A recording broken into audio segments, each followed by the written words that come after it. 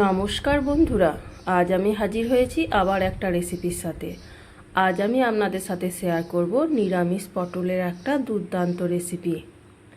নিরামিষ পটলের অনেক রেসিপিই তো আপনারা ট্রাই করেছেন, কিন্তু এভাবে একবার নিরামিষ পটলটা বানিয়ে দেখবেন। আশা রাখছি সবার ভালো লাগবে। আসুন তাহলে রেসিপিটি দেখে নেওয়া যাক। আমি ওভেনে একটা পাত্রে 500 গ্রাম দুধ বসিয়ে দিয়েছি। দুধটা আমি জাল হতে দিয়ে দিয়েছি। দুধটা ফুটে উঠেছে। এবার আমি 2 চামচ ভিনিগারের সাথে 2 চামচ জল দিয়ে আমি এই দুধের মধ্যে দিয়ে দিলাম। দুধটা ফেটে গেছে। এবার আমি ছানাটা ছেঁকে নেব একটা ছাঁকনির সাহায্য।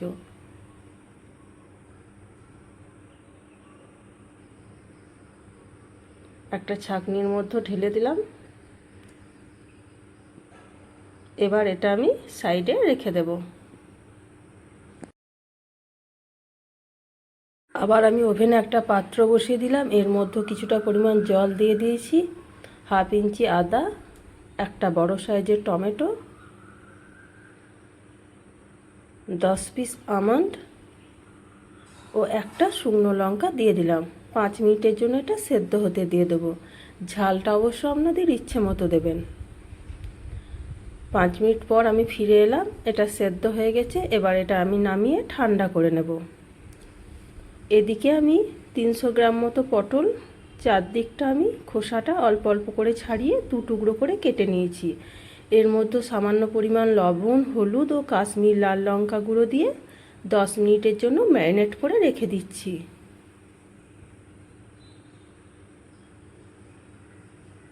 এবার ওভেনে একটা কড়াই বসিয়ে দিলাম। এর মধ্যে 1 চামচ সরিষার তেল দিয়ে দিলাম।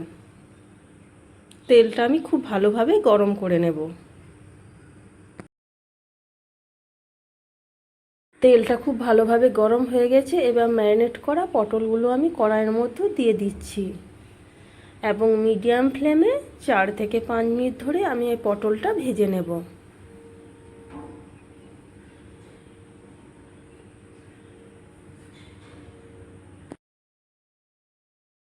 এদিকে পটলটা ভাজতে ভাজতে আমি টমেটো এবং আমন্ডের খোসাগুলো ছাড়িয়ে নিচ্ছি।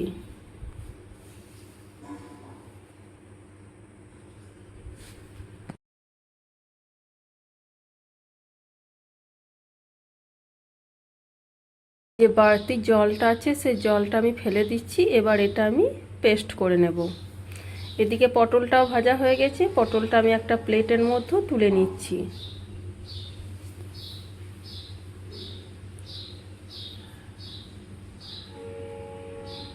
এবং ওই কড়াইয়ে আরও 1/2 চামচ আমি সরিষার তেল দিয়ে দিলাম। তেলটা অবশ্য আপনাদের ইচ্ছে মতো দেবেন, যে যেমন পরিমাণ বাড়িতে রান্নাতে তেল খান। এই তেলের মধ্যে আমি 2টো ফেটানো এলাচ ও সামান্য পরিমাণ গোটা জিরে দিয়ে দিলাম। নাড়াচাড়া করে ফোড়নটা ভেজে নেব। ফোড়ন থেকে যখন মিষ্টি সুন্দর একটা গন্ধ বের হবে তখন আমি পেস্ট করা এই মশলাটা দিয়ে দিচ্ছি। বাটিটা ধুয়ে জলটাও দিয়ে দিলাম।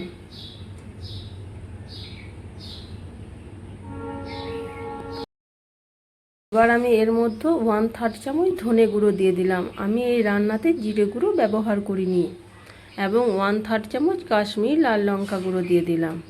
যেহেতু একবার ম্যারিনেট করার সময় হলুদ দিয়েছি তাই আর হলুদটা দিলাম না। এবার আমি মিডিয়াম ফ্লেমে মশলাটা আমি খুব ভালোভাবে কষিয়ে নেব। মশলাটা কষানো হয়ে গেছে, মশলা থেকে তেল ছেড়ে দিয়েছে। এবার আমি এর মধ্যে 1 চামচ টক দই ফেটিয়ে রেখেছিলাম, এটা দিয়ে দিলাম। বাটিটা ধুয়ে সামান্য পরিমাণ জল দিয়ে দিলাম। এবার লো ফ্লেমে আমি এই মশলাটা 2 থেকে 2.5 মিনিট মতো আর একটু ভেজে নেব। এবার আমি এর মধ্যে যে পটলগুলো ভেজে রেখেছিলাম এটা দিয়ে দিলাম। মশলার সাথে পটলটা আরও 1.5 মিনিট মতো নাড়াচাড়া করে নেব। 1.5 মিনিট পর আমি এর মধ্যে কিছুটা পরিমাণ জল দিয়ে দিলাম। সমস্ত কিছু একবার নাড়াচাড়া করে নেব এবং 2 মিনিটের জন্য একটা ঢাকনা দিয়ে দেব। যেহেতু পটলটা নাড়াচাড়া করার সময় অনেকটা সেদ্ধ হয়ে গেছে তাই আর সেদ্ধ হতে বেশিক্ষণ টাইম লাগবে না। আমি আবার 2 মিনিট পর ফিরে এলাম।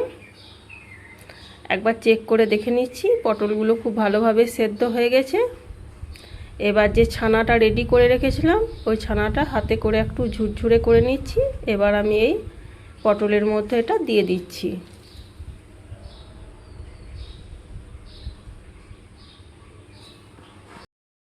সামান্য পরিমাণ কস্তুরি মেথি ড্রাই রোস্ট করে রেখেছিলাম, এটাও আমি ওপর থেকে ছড়িয়ে দিলাম।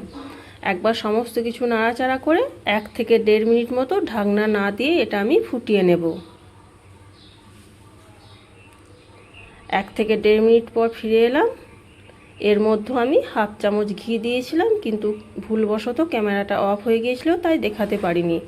এবার আমি এটা নামিয়ে নিচ্ছি এবং গরম গরম ভাত, রুটি, লুচির সাথে সার্ভ করে নেব।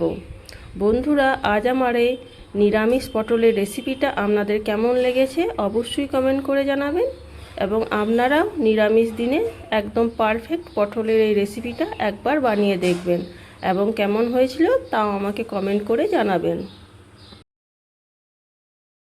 আমার রান্নার রেসিপিগুলো যদি আপনাদের ভালো লেগে থাকে তাহলে অবশ্যই লাইক, কমেন্ট এবং প্রিয়জনদের সাথে শেয়ার করার অনুরোধ থাকলো, এবং নিত্য নতুন ভিডিও পাওয়ার জন্য প্লিজ চ্যানেলটা সাবস্ক্রাইব করে আমার পাশে থাকার অনুরোধ জানাচ্ছি।